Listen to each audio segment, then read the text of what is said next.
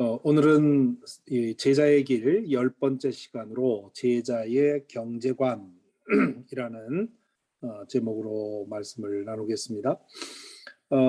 경제와 신앙에 대해서 우리가 얘기할 때 많은 사람들이 그런 생각을 합니다. Business is business. 영어 표현에서 자주 사용하는 말이죠. Business is business. 이 신앙인들이 Business is business라고 말할 때는 사업은 세상적인 방식대로 하는 거고 신앙은 그 사업하는 방법과는 관계가 없다. 사업은 사업 세상 방식대로 세속적인 방식대로 사업을 해서 돈 벌고 그 돈을 가지고 하나님의 뜻을 행하면 된다.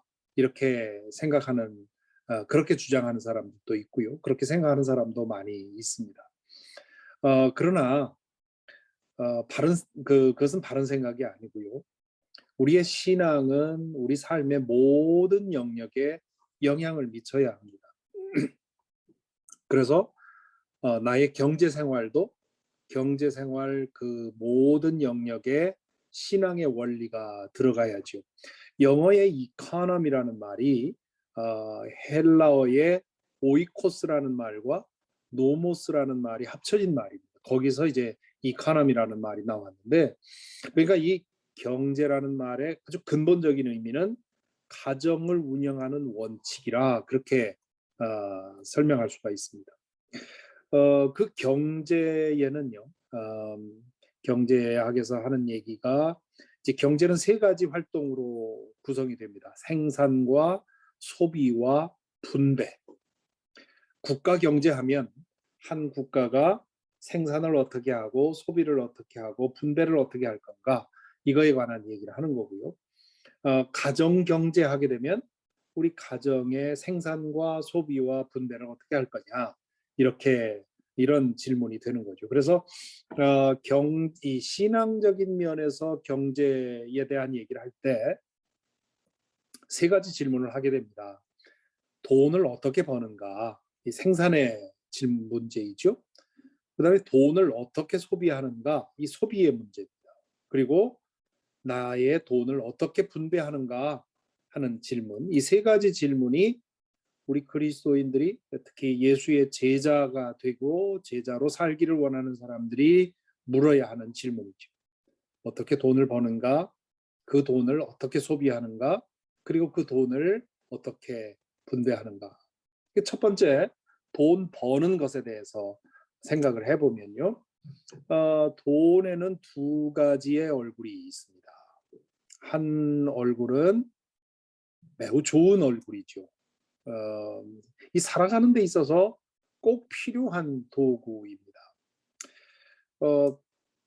돈이 많을수록 행복이 자동적으로 높아지는 건 아니지만 돈이 많을수록 편해지는 것은 사실이죠.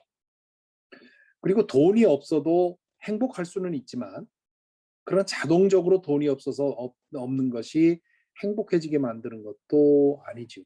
그리고 돈이 어느 정도 없어야지 그 이하로 내려가면 비굴해지고 인간성이 마모되고 그렇습니다. 그래서 이 돈이라고 하는 것은 특히 우리가 살고 있는 자본주의, 이 돈이 모든 것의 기준이 되는 이 자본주의에서는 돈이 매우 중요하죠.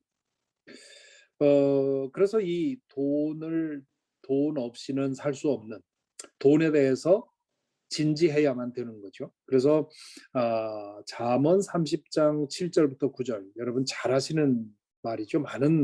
많은 신앙인들이 이 말씀을 좋아하는데, 주님께 두 가지 간청을 드리니 제가 죽기 전에 그것을 이루어 주십시오.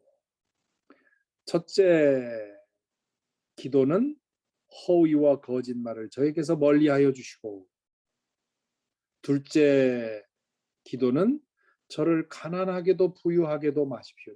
여기 가난이라고 하는 것은 극빈의 상태를 말하는 거죠. 우리 경제학에서 말하는 빈곤선, 한 지역의 빈곤선이라고 하는 게 있는데, 그 빈곤선 밑으로 내려가면 매일 걱정에 사로잡히게 되고 근심해야 되고 그거로 인해서 가정 불화가 생기고 이런 굉장히 어려운 그런 상태를 말하는 거예요. 그렇게 하지도 마시고 부유하게도, 이 부유함이라고 하는 것은 이제 정도 이상으로 부자가 되는 걸 말합니다. 그렇게 하지 마시고 오직 저에게 필요한 양식만을 주십시오. 필요한 양식만을 주십시오라고 하는 말은 생활하는 것에 부족함이 없는 정도를 말하겠죠. 그래서 그 이유가 뭐냐? 제가 배가 불러서 주님을 부인하면서 주가 누구냐 하고 말하지 않게 하시고, 제가 가난해서 도둑질을 하거나 하나님의 이름을 욕되게 하거나 하지 않도록 하여 주십시오. 그렇게 얘기합니다. 그래서 이 두 번째 말을 보면 돈이 없어서는 안 된다는 거죠. 살아가는 데 있어서 꼭 필요한 도구다. 그런데 또 다른 부정적인 얼굴이 있는데 그건 뭐냐면 이 돈이 삶의 목적이 되면 인간을 노예화시키고 인간이 그 돈의 노예가 되어버리죠. 그래서 예수님은 마태복음 6장 24절에서 아무도 두 주인을 섬기지 못한다. 한쪽을 미워하고 다른 쪽을 업신여길 것이다. 너희는 하나님과 재물을 아울러 섬길 수 없다. 이렇게 얘기하죠. 이 재물이라고 하는 것이 마치 하나님과 같은 그런 파워를 가지고 있다는 겁니다. 물론 돈 자체가 그런 힘을 갖고 있는 건 아니죠. 우리의 마음의 욕망이 돈을 하나님처럼 섬기게 만드는 겁니다. 그렇기 때문에 하나님을 하나님으로 섬기고 재물을 도구로 삼든가, 그것이 이제 바른 관계지요. 그런데 재물, 돈을 주인으로 섬기면 하나님을 도구로 삼게 됩니다. 사실 믿는다는 사람들 중에 얼마나 많은 사람들이 하나님을 도구로 삼아서 재물을 추구하는지 모릅니다.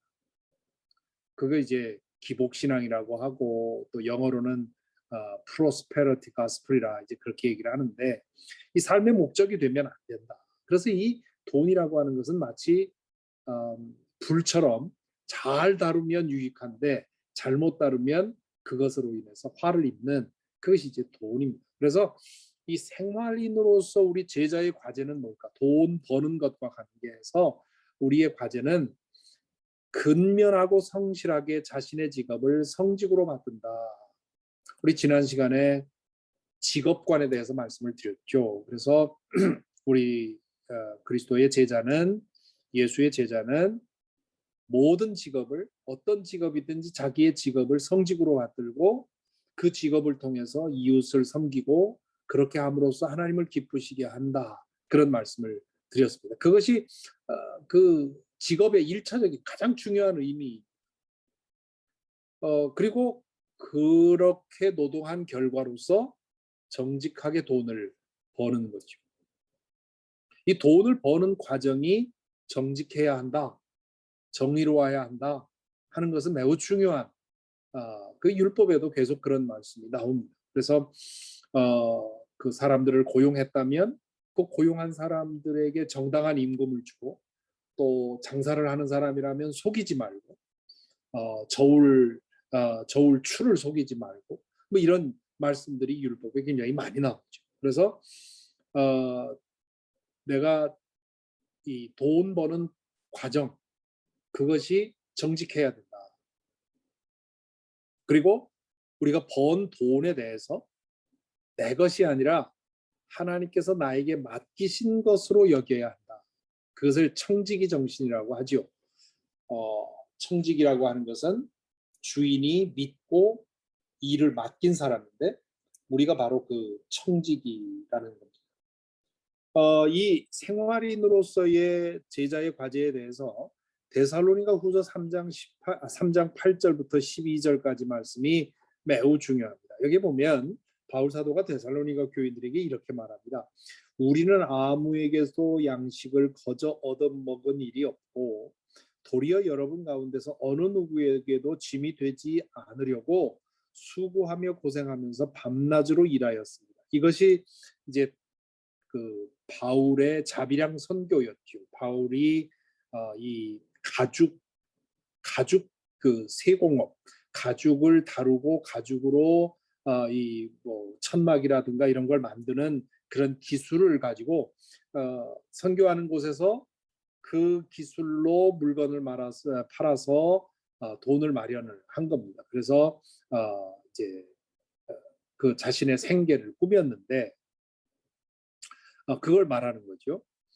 그것은 우리에게 권리가 없어서가 아니라, 여기 권리라고 하는 건 사도로서의 권리죠. 사도로서 복음을 전하는 사람이 듣는 사람들에게 경제적으로 도움을 받는 것은 그건 당연한 성서의 원리인데, 그런데 우리가 여러분에게 본을 보여서 여러분으로 하여금 우리를 본받게 하려고 권리를 쓰지 않고 스스로 일을 했다는 거죠. 그래서 우리가 여러분과 함께 있을 때 일하기를 싫어하는 사람은 먹지도 말라고 거듭 명하였습니다. 그런데 우리가 들으니 여러분 가운데는 무절제하게 살면서 일은 하지 않고 일을 만들기만 하는 사람이 더러 있다고 합니다. 우리는 이런 사람들에게 주 예수 그리스도 안에서 명하며 또 권면합니다. 조용히 일해서 자기가 먹을 것을 자기가 벌어서 먹으십시오. 자, 여기서 바울 사도는 자신의 일에 불성실해서 다른 사람들에게 짐이 되고 폐가 되는 이런 일에 대해서 경고하죠. 그러면서 성실하게 일하도록 권면합니다. 왜 이런 일이 있었느냐 하면 이 바울 사도가 데살로니가 교회에 복음을 전하고 나니까 많은 사람들이 이제 종말이 멀지 않았다고 생각을 한 겁니다. 그래서 불언간 예수님의 재림이 올 거다 이렇게 생각을 하고는 하던 일도 그만두고 그냥 망연히 내일 오실까 모레 오실까 하면서 예수님의 재림만 기다린 겁니다. 그러면서 이것이 한 달이 되고 6개월이 되고 1년이 지나니까 이거 놀고 먹는 사람들이 많아진 거죠, 교회 안에. 그래서 그 바울 사도가 그것은 옳지 않다. 예수님이 언제 오든지 그것과 상관없이 우리는 매일매일 성실하게 살아야 된다. 그리고 자기 먹을 것은 자기가 벌 수 있을 정도의 노력을 해야 된다. 이제 그런 얘기를 하는 거죠. 그것이 이제 돈을 버는 것에 관한 말씀이라고 할 수 있고요. 두 번째는 그러면 번 돈을 어떻게 쓰는가 하는 문제인데요. 이 돈을 쓰는 것에 대해서 성경은 절제의 미덕을 매우 강조합니다. 이 절제의 미덕은 이 돈 씀씀이만이 아니라 삶의 모든 면에서 절제는 매우 중요한 덕목입니다. 그래서 과거에는 그 연합감리교 안에 템퍼런스 소사이티라고 하는 절제회라는 게 있었습니다. 그리고 한국 초기 교회에도 절제회, 한국 기독교 절제회 뭐 이런 것들이 있어서 거기에서 이제 물자를 절약하고 검소하게 사용하고 살면서 돈을 모아서 이 장학생들을 돕기도 하고 뭐 이렇게 했죠. 그래서 이 절제라고 하는 것이 그냥 대충 따져서 적어도 1950년, 60년까지만 해도 미국과 한국이 굉장히 중요한 덕목이었는데 그 이후에 이 2차 세계대전이 끝나고 막 경제가 발전되면서 소비가 미덕이다. 소비해야 경제가 발전한다. 이런 사회적인 분위기를 타면서 교회에서도 이 절제라고 하는 미덕이 완전히 종적을 감췄죠. 그렇지만 여전히 우리 말과 행실에 있어서 음식 먹는 데 있어서 우리의 정욕에 있어서 심지어 은사까지도 바울 사도가 그런 얘기하죠. 은사까지도 절제합니다. 방언의 은사든 신유의 은사든 뭐의 은사든 은사를 받았다고 함부로 사용하는 게 좋지 않다. 언제나 절제가 필요하다 하는 얘기를 합니다. 그래서 이 소비에 있어서도 절제의 미덕이 우리 그리스도인들에게 매우 중요하다. 그런 말씀을 두 개만 보면 베드로전서 3장 3절에 보면 여러분은 머리를 꾸미며 금붙이를 달거나 옷을 차려입거나 하여 겉시장하지 말고 오히려 여러분의 심령을 거룩하게 하십시오. 그런 얘기를 하죠. 물론 이 말은 아무런 장식도 하지 말라 그런 뜻은 아니겠죠. 그러나 지나친 사치, 지나친 허비를 하지 말고, 왜냐하면 그거는 벌써 영적으로 약해졌다는 뜻이죠. 내가 영적으로 하나님 안에서 만족한다면 그런 것들로 자신을 과시할 이유가 없기 때문이죠. 또한 디모데전서 6장 6절에서 8절 보면 자족할 줄 아는 사람에게 경건은 큰 이득을 줍니다. 우리는 아무것도 세상에 가지고 오지 않았으므로 아무것도 가지고 떠나갈 수 없습니다. 우리는 먹을 것과 입을 것이 있으면 그것으로 만족해야 합니다. 그렇게. 그래서 자족과 절제, 이것이 돈을 쓰는 데 있어서 매우 중요한 덕목이죠. 왜 소비하는 게 문제냐? 크게 두 가지 얘기를 할 수 있는데요. 첫째는 허비라고 하는 것은 이 소비가 문제가 아니라 사실 허비가 문제죠. 낭비, 허비가 문제죠. 어느 정도의 소비는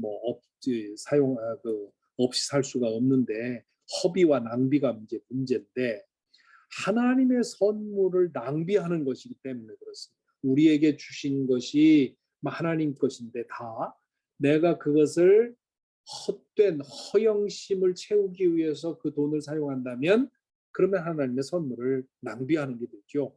누가복음 16장 17, 12절에 보면 불의한 청지기의 비유가 나오는데요. 그 비유 끝에 예수님이 이런 말을 하죠. 또 너희가 남의 것에 충실하지 못하면 누가 너희에게 너희 몫인들 주겠느냐 이렇게 말합니다. 여기 남의 것은 돈을 말합니다. 이 땅에서 돈을 제대로 사용하지 못하면 너희 몫은 뭐냐 하면 하나님 나라에서의 상급을 말합니다. 하나님 나라에서의 기업을 너희가 받을 수 있겠느냐 그렇게 얘기를 합니다. 그러면서 이 말씀의 이 말씀을 뒤집어 보면 무슨 얘기냐면 우리가 이 땅에서 가진 모든 것은 다 하나님의 것이라. 돈도 그렇고 시간도 그렇고 모든 것 이 땅에 나의 것이라고 할 수 있는 게 없어요. 다만 몇십 년 사용하다가 두고 가는 거죠. 영원히 우리의 것이라고 할 수 있는 것은 하나님 나라에만 있습니다. 그래서 이 땅에 우리에게 주어진 것을 우리의 소유물로 생각해서는 안 된다 하는 거고요. 두 번째 이유는 이 허비는 우리의 욕망을 더 자극해서 더 많은 허비를 하게 만듭니다. 그게 우리 욕망의 속성입니다. 누가복음 12장 15절에 보면 어리석은 부자의 비유가 나오는데 여기에 보면 너희는 조심하여 온갖 탐욕을 멀리하여라. 재산이 차고 넘치더라도 사람의 생명은 거기에 달려 있지 않다. 여기 탐욕이라는 게 뭐냐 하면 더 가지려는 욕심입니다. 그러니까 탐욕은 부자에게만 있는 게 아니라 가난한 사람에게도 있고 누구에게나 있습니다. 조금만 더 가지려. 락펠러한테 생전에 어떤 기자가 물어봤다고 하죠. 엄청난 돈을 가지고 있었던 사람이니까. 그래서 그 락펠러한테 당신은 얼마만한 돈이 있으면 만족하겠습니까? 이제 그렇게 질문했더니 이제 조크 눈 찔끔 감으면서 조크처럼 just a little bit more 그런 얘기를 했다고 하죠. Just a little bit more. 그것이 채워지지를 않는 겁니다. 계속해서 조금 더 하다가 죽을 때까지 조금 더 하다가 죽는 거죠. 그러니까 이 탐욕이라고 하는 것은 만족시킬 수 없는 것이기 때문에 그것을 멀리하라. 왜냐하면 우리의 생명은 욕망을 채우는 데서 만족되지 않기 때문에. 그리고 디모데전서 6장 9절 10절에 보면 부자 되기를 원하는 사람은 이 부자 되기를 원하는 사람이라는 말은 탐욕이라는 마찬가지죠. 탐욕을 가지고 사는 사람을 말합니다. 유혹과 올무와 여러 가지 어리석고 해로운 욕심에 떨어집니다. 이런 것들은 사람을 파멸과 멸망에 빠뜨립니다. 돈을 사랑하는 것이 모든 악의 뿌리입니다. 돈을 줬다가 믿음에서 떠나 헤매기도 하고 많은 고통을 겪기도 한 사람이 더러 있습니다. 그래서 이 허비라고 하는 것이 우리의 욕망을 자극하고 더 많은 만족을 구하고 그러면서 더 많은 돈을 구하고 이러다가 결국 우리의 인생을 허비하고 마는 것. 그것이 이 허비의 문제입니다. 그래서 돈을 사용하는 데 있어서는 절제가 중요하다. 세 번째는 돈을 나누는 것인데요. 제자는 수입을 자신의 소유라고 여기지 않습니다. 하나님께서 자신에게 맡긴 것이라고 생각을 하죠. 어리석은 부자의 비유에 보면 잘 아시는 대로 부자가 이미 그 토지가 굉장히 넓은 그 토지를 가지고 있었는데 거기에서 거두어들인 그런 추수한 곡식이 그 큰 창고에 가득 차 있는 것. 근데 또 한 해 농사를 지었는데 이번에는 엄청난 그 풍작이 된 거예요. 그러니까 창고에 빈자리가 없는 겁니다. 이 사람 이 부자가 어떡할까 하다가 이렇게 독백하지요. 내 소출을 쌓아둘 곳이 없으니 어떻게 할까? 이렇게 해야겠다. 내 곳간을 헐고서 더 크게 짓고 내 곡식과 물건들을 다 거기에다가 쌓아두겠다. 그리고 내 영혼에게 말하겠다. 영혼아, 여러 해 동안 쓸 많은 물건을 쌓아두었으니 너는 마음 놓고 먹고 마시고 즐기라. 이게 어리석은 부자, 이 부자가 어리석은 이유입니다. 왜냐하면 여기 보면 나라는 말이 몇 번 나오나 보십시다. 내 소출을 쌓아둘 곳이 없으니 어떻게 할까? 내 곳간을 헐고서 더 크게 짓고 내 곡식과 물건들을 다 거기에 쌓아두겠다. 그리고 내 영혼에게 말하겠다. 영혼아, 여러 해 동안 쓸 많은 물건을 쌓아두었으니 너는 마음 놓고 먹고 마시고 즐겨라. 자, 여기에는 이 사람의 생각 속에는 나만 있습니다. 하나님도 없고 이웃도 없습니다. 자기의 소유가 자기 자신의 것인 줄만 알았죠. 그래서 이 부자를 예수님은 어리석은 부자라고. 우리의 소유에는 하나님의 목도 있고 이웃의 목도 있다고 하는 것, 이것이 우리 제자들이 가져야 할 생각입니다. 그래서 드림과 나눔, 우리의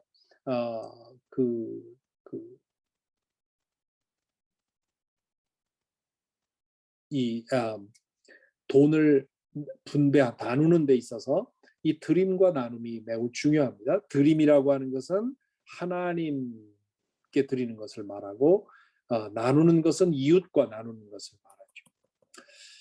먼저 하나님의 목, 드림에 대해서 생각을 해보면 실은 수입의 전부가 다 하나님의 것입니다. 우리의 생명도 하나님의 것이지요. 그 사실을 고백하는 것이 성별입니다. 성별의 행위는 내가 나에게 주어진 것 가운데 일부를 떼어 바침으로써 이 모든 것이 하나님의 것입니다라고 고백하는 거죠. 수입의 11조를 드리는 이유는 내 수입 모두가 하나님의 것임을 고백하고 선언하는 행동입니다. 이 성별이 충분히 나에게 아까울 정도로 떼어져야만 그래야만 성별이 되죠. 있으나 마나한 것을 떼어주는 것은 성별이 될 수가 없습니다. 우리가 지나가다가 돈을 구걸하는 홈레스 피플에게 뭐 2불, 3불 혹은 5불, 10불 준다고 해서 그것이 의미 있는 건 아니지 않습니까? 왜냐하면 그 사람에게는 도움이 되겠지만 나에게는 그 있으나 마나한 돈이죠. 내가 누구에겐가 뭔가를 의미 있게 주려면 나에게 아까울 만큼이 돼야 됩니다. 그래서 영어 표현에 그런 말이 있죠. We help until it hurts. 우리는 사람들을 돕는 걸 좋아하는데 아프지 않을 만큼만 돕는다. 부담되지 않을 만큼만 돕는 거죠. 미국 교회 보면 그런 활동 많이 합니다. 사람들 다른 사람 돕는 거 기분 좋거든요. 그런데 그 돕는 방법이 이 펀드레이징 같은 거 할 때 보면 그렇게 하지 않습니까? 한 달에 5불. 아무 당신의 삶에 아무런 임팩트 주지 않습니다. 한 달에 5불 있으라 없으라 마찬가지인데 이거 합치면 어마어마한 돈이 됩니다. 그렇게 해서 돕는다. 물론 그것도 의미 있지만 그러나 우리가 하나님께 드릴 때 10분의 1을 얘기하는 것은 그만큼 우리에게 부담이 될 만큼 그렇게 떼어 바치는 것이 내 삶, 내 수입 전체가 하나님의 것이라고 하는 고백이 되는 것이죠. 그리고 11조를 드리는 것은 기본입니다. 우리 기독교인들 가운데 11조를 아주 정확히 드리는 분들이 계세요. 그런데 그런 분들이 만약에 11조를 정확히 드리고 나서 나머지 10분의 9는 이제 내 마음대로 써도 된다 이렇게 생각한다면 그거는 그 10분의 1 드리는 것이 면죄부가 됩니다. 그러면 하나님께서는 그 10분의 1을 드리는 그 헌금을 기뻐하시지 않을 거예요. 10분의 1을 하나님한테 드렸으니 나머지는 내 겁니다. 이게 아니라 10분의 1을 드리는 것을 통해서 나머지 10분의 9도 하나님의 뜻에 맞게 사용하려고 하는 그런 고백과 결단이 있어야죠. 그래서 하나님의 뜻을 위해서 할 수 있는 대로 힘껏 바치는 것, 드리는 것 이것이 중요하고요. 그래서 이 나를 믿고 맡기신 것에 대한 감사. 사실 그동안 교회 생활하면서 정말 하나님께 마음껏 드리고 싶은데 너무 경제적으로 어려워서 그러지 못하는 분들. 그런 분들 많이 봤거든요. 그런 분들이 어쩌다가 이제 돈이 생기면 정말 목사가 보기에 그 안타까울 만큼 많은 것을 드린다. 그럴 때면 정말 감동이죠. 나에게 넉넉하게 하나님께서 축복을 해주셨다면 나를 믿고 나에게 많은 것을 맡겼다고 하는 그 감사의 마음 있어야 하고 그 감사의 마음으로 넉넉하게 드릴 수 있어야 되겠죠. 그리고 그뿐만이 아니라 이웃의 목도 있습니다. 우리 모두는 하나님 안에서 한 몸입니다. 그러므로 나 혼자만의 행복은 행복이 될 수 없습니다. 그래서 우리는 내가 곤핍하면 다른 사람의 도움을 받아야, 그리고 내가 넉넉하면 다른 사람의 곤핍함을 채울 수 있어야 합니다. 이것이 사실은 신앙의 공동체에서 이루어져야 됩니다. 우리가 아직 충분히 교회가 되지 못한 증거는 우리 교회 안에 경제적으로 어려운 사람들이 넉넉한 사람들로부터 도움받고 그래서 경제적으로 어려운 사람이 없어지는 것이 이게 그런 정도가 돼야 되는데 우리는 어려운 사람도 자존심 상해서 안 받으려고 하고 주는 사람도 아까워서 안 주려고 하고 이런, 그래서 다 각기 그냥 자기 좋을 대로 살아가는 이런 상황에서 살아가고 있죠. 그러니까 우리는 교회라는 이름은 가졌지만 아직 우리 사도행전에서 보는 초대교회의 그 자신들의 수입을, 자신들의 소유를 함께 모아놓고 다 같이 필요한 대로 사용하는 이러한 상태로는 가지 못하고 있죠. 그래서 우리는 할 수 있는 대로 나눌 수 있어야 되는데 그 나누는 것이 자기 의를 강화시키는 도구가 되지 않게 해야 합니다. 내 것을 다른 사람에게 주는 게 아니거든요. 원래의 임자에게 주는 겁니다. 그러므로 내가 누군가의 어려움을 보고 그 사람을 도왔다고 해서 자랑할 것이 없습니다. 감사하게도 우리 교우들 가운데도 그렇게 누가 어렵다 하면 내가 도울 길이 없습니까? 하고 물어주시는 분들이 많이 계세요. 그래서 참 어려운 그런 가정이 생길 때마다 뭐 넉넉하게 도와주진 못하지만 이렇게 저렇게 감동을 주고받을 정도의 그런 나눔은 계속되고 있습니다. 얼마나 감사한 일인지. 이 나눔에 대해서 예수님이 이런 말씀을 하셨죠. 마태복음에 보면 그러므로 너희가 자선을 베풀 때에는, 자선이라고 하는 것은 사랑으로 물질을 나누는 거죠. 자선을 베풀 때에는 위선자들이 사람들에게 칭찬을 받으려고 회당과 거리에서 그렇게 하듯이 내 앞에 나팔을 불지 말아라. 내가 진정으로 너희에게 말한다. 그들은 자기네 상을 이미 받았다. 너는 자선을 베풀 때에 오른손이 하는 일을 왼손이 모르게 하여 내 자선 행위를 숨겨두어라. 이 오른손이 하는 일을 왼손이 모르게 하라는 말은 비유죠. 비유인데 어떤 분은 이 말씀을 그렇게 해석해요. 도와주고 잊어먹어라 하는 뜻이라는 거죠. 내가 누구를 도와줬다는 사실을 잊어먹어라. 내가 너 얼마 또 도와줬지 이렇게 기억하지 말고 우리는 남한테 빌린 것은 자꾸 잊어먹고 남한테 준 거는 기억하는데 반대해야 된다. 내가 다른 사람에게 빌린 거는 꼭 갚도록 기억해야 되고 내가 다른 사람에게 도움 준 거에 대해서는 내 거 준 것이 아니라 하나님이 나에게 맡기신 그 사람 주라고 맡기신 것이기 때문에 그 사람을 줄 수 있는 믿음 안에서 이런 일을 행할 때 때때로 참 놀라운 일들이 벌어집니다. 어떤 분들은 기도하는 중에 구체적으로 누군가가 떠올라서 그 돈을 전달하는 그런 경우도 있어요. 제가 아는 목사님이 달라스에서 목회를 했는데 그 목회를 그 교회 건축을 하는데 그 교회 어느 건물을 교회 예배당으로 살려고 하는데 클로징 하는 날에 3,000불이 부족한 거예요. 톡톡 모으고 자기 개인 돈도 모으고 교인들도 할 수 있는 대로 다 모았는데 3,000불이 부족해서 그날 클로징을 못하게 돼 있는 거예요. 다음 날. 그래서 밤새도록 기도하면서 이거 어떡하느냐. 이거 내일까지 마련이 안 되면 이 건물 날아가는데 어떡하나. 그런데 새벽에 아침에 누가 띵동하고 배를 누르더래요. 나가보니까 처음 보는 사람인데 그 사람이 그 브라운 백에다가 뭘 가지고 와서 이거 받으십시오. 그래. 이게 뭡니까? 그랬더니 내가 기도하는 중에 목사님에게 갖다 주라고 해서 가지고 왔습니다. 열어보니까 딱 3,000불이 거기 들어있더라. 이렇게 기도를 깊이 하면서 그런 필요를 느끼고 기꺼이 그런 그 도움을 주는 사람들도 있고 또 그런 어떤 신비적인 그런 게 없더라도 사랑하는 마음으로 누군가가 긍휼함을 어려움을 알고 그 도움을 줬을 때 그게 그 사람에게 하나님의 응답이 되더라고요.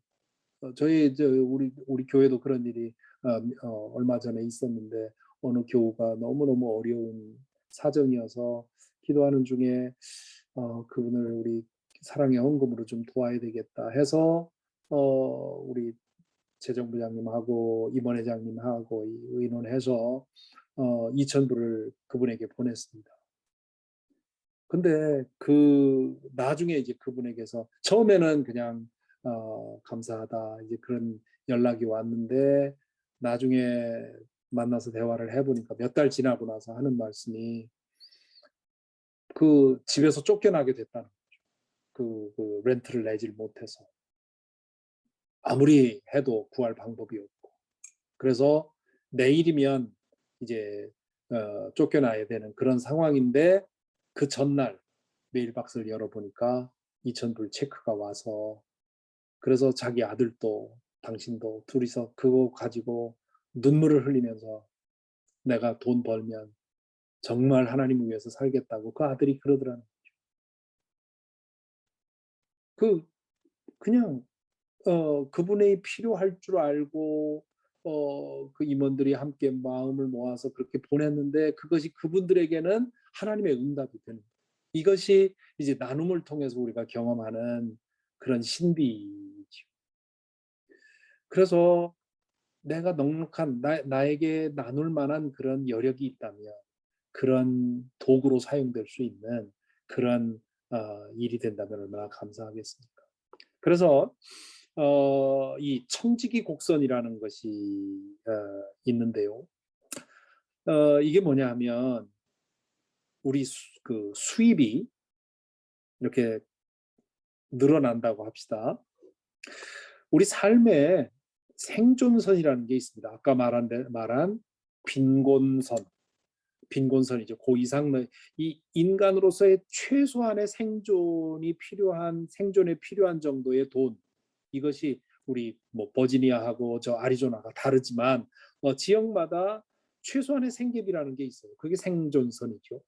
생활선이라고 하는 것은 그래도 어느 정도 그냥 겨우 먹고 사는 것이 아니라 그래도 그 궁핍하지 않게 문화생활 해가면서 살아갈 수 있는 그런 어떤 기본적인 생활선이 있죠. 이제 가장 좋은 세상은 모두가 여기 이상은 되는 것이 가장 좋은 사회라고 할 수 있습니다. 아프리카 같은 데는 대부분이 생존선 밑에 사는 거고, 미국은 그래도 생활선 위에 있는 사람들이 많은데 그래도 생존선 밑에 있는 사람이 참 많이 있다고 하죠. 이 팬데믹 이후에 더 많아졌다고 하는데, 그래서 우리의 수입이 어떤 사람은 이 생존선 아래에 있는 경우도 있고, 어떤 사람은 생활선 위에 있는 사람들도 있습니다. 이런 정도의 수입이 있을 때는 나눌 수 있는 그런 여력이 많지 않습니다. 그래서 이런 경우에는 소비가 수입의 대부분을 차지하게 되죠. 그러니까 하나님께 드린다든가 이웃에 나눈다든가 하는 그런 일들을 할 수가 없습니다. 그래서 지금 수입이 반면에 이 생활선을 넘어서면 그러면 우리의 소비하고 차이가 점점 나기 때문에 나눌 수 있는 여력이 커지죠.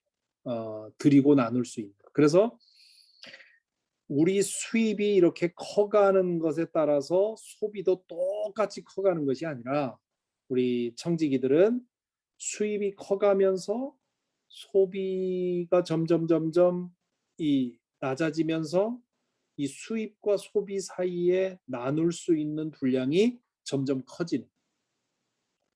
물론 어떤 사람들은 더 예수의 제자라면 생활선 넘어가면 더 이상 소비를 늘리지 말아야 된다, 이렇게 주장하는 사람도 있죠. 그것은 각자의 신앙의 수준에 따라서 달라질 수 있습니다. 그래서 어떤 사람은 이렇게 소비가 돼야 된다 주장하는 사람도 있고, 또 어떤 사람은 무슨 말이냐, 내 수입인데 하면서 내 소비도 똑같이 올라가야 된다, 이렇게 주장하는 사람도 있어요. 그렇지만 그 성경의 가르침에 따른다면 이 생활선까지 이를 때까지 우리의 그 소비는 어쩔 수 없이 생활에 더 많은 것을 사용을 하고 드리고 나눌 수 있는 분량은 적지만, 그 이상을 넘어가면 할 수 있는 대로 소비 곡선을 완만하게 낮추고, 그래서 드리고 나눌 수 있는 분량을 키워가는 것, 이것이 우리들의 과제라고 생각을 합니다. 자본주의 사회에서 리저너블한 그런 방식이라고 생각을 해요. 그래서 우리 존 웨슬리 목사님이 돈에 대해서 Concerning the Money라고 하는 그런 설교를 한 아주 유명한 설교가 있습니다. 거기서 기독교인의 그 경제관을 세 가지로 간략하게 요약을 했어요. Gain all you can. 당신이 벌 수 있는 대로 최대한 벌어라. 물론 이 말은 사기쳐서 벌거나 부저리하게 벌라는 얘기가 아닙니다. 건강하게 노동을 해서 부지런히 일해서 정당한 보수를 취하라는 말이죠.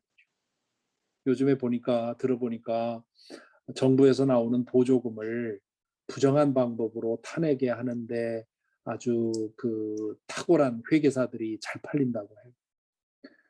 그분들 가운데 상당히 많은 사람들이 기독교인일 거란 말이에요. 그리고 그런 것을 부탁해서 부정한 이득을 타내는 사람들도 기독교인들이 많을 거예요. 그걸 부끄럽게 여기지 않는다. 우리 기독교가 그동안 얼마나 잘못 가르쳤는지 그것을 오히려 잘하는 거라고 생각을 해요. 요령을 부리는 거는 요령을 부려서 뭐 돈은 뭐 눈먼 돈 내가 얻는 건데 무슨 문제냐 이렇게 생각을 하죠. 그렇지 않습니다. 존 웨슬리가 말하는 gain all you can이라는 말은 수단과 방법을 가리지 않고 부정하게라도 돈을 벌라 하는 뜻이 아니라 정직하게 정의롭게 그러나 최대한 성실하게 일해서 돈을 벌라 그런 뜻이고, 두 번째는 save all you can, 헛된 소비를 삼가고 저축하라. 그리고 give all you can, 할 수 있는 대로 다 주어라. 여기에는 자신과 가족을 위한 적절한 소비는 필요하다고 얘기합니다. 가족들 부양하는 거 생각하지 말고 그냥 다 주라는 얘기가 아니라, 그렇지만 절제해서 사용하고 나눌 수 있는 몫을 키워서 할 수 있는 대로 주라. 그것이 이제 존 웨슬리가 말한 경제관이죠.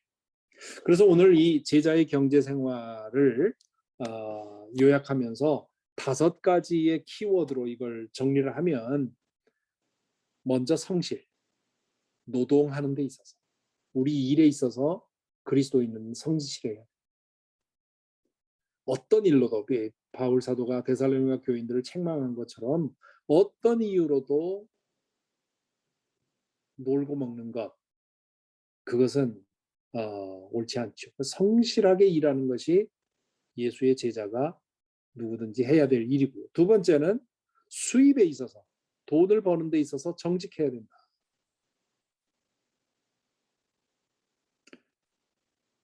그리고 셋째로 소비에 있어서 절제의 미덕이 필요하다. 그리고 드림에 있어서는 감사하는 마음으로 드려야 한다. 억지로가 아니라 하나님께서 나에게 이것을 맡긴 것에 감사해서, 그리고 나눔에 있어서는 자비의 미덕, 다른 사람의 사정을 아파하는, 한국의 이삭 토스트라고 하는 기독교인이 운영하는 토스트 체인점이 있는데, 그분이 그 체인점을 내려는 업주들에게 그 가입비를 받지 않고요, 또 시공비도 그냥 무료로 해주고 아주 굉장히 특별한 그런 운영 방침을 가지고 있는데, 그분에게 왜 그렇게 하느냐, 다른 데는 그것만 받아도, 가입비만 받아도 1년에 몇십억인데, 그랬더니 그 대표가 하는 말이, 나는 우리 가맹주들을 가뭄 만난 이웃이라고 생각한다. 그렇기 때문에 가뭄 만난 이웃에게 물 한 잔 떠주는 건데 그게 거기에 돈을 받아서 해야 되겠느냐, 뭐 그런 얘기를 하죠. 자비. 그래서 이 5가지의 키워드, 성실, 정직, 절제, 감사, 자비, 이 4가지가 우리 예수의 제자들이 이 경제 생활을 하는 데 있어서 가지고 있어야 할 미덕이라고 생각을 합니다.